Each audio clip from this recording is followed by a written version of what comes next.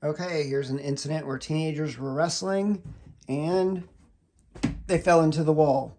So we're going to start with our cutout, and I'll make that in just a second.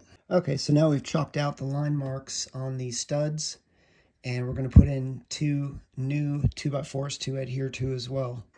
It's an unusual scenario. These studs are 21 inches on center, so that's part of the problem right there. Had there been a stud in place, this wouldn't have happened. Okay, the hole is framed out. Now we're going to prep it for sheetrock. These cuts on the outside, they have frays on them, and these frays will stick out when you go to sand. So take a blade and just score those down so that when you mud back over it, the mud fills in the hole. Now we just cut the sheetrock to size them at 20 5/8 and 25.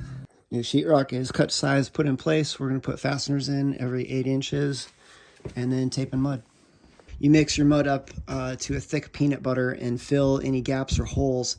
Skim it out, let it dry, blade it off, and then about 15 minutes later you can come back with a 20 set mud and take your blade and take off any notches or anything with it. Just scrape the top surface.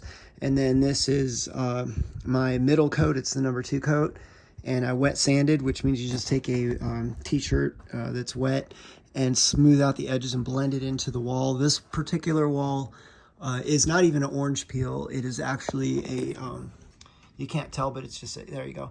It's just a roller brush finish. So that means it was a flat finish and then they used a roller, a wet roller. And so it's got lighter than an orange peel finish. So you don't have to use texture on it.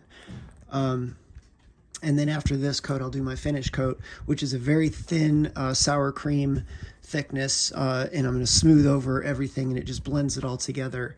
And then that'll dry, and then it's ready for paint. Okay, the skim coat is done. I'm going to let it dry.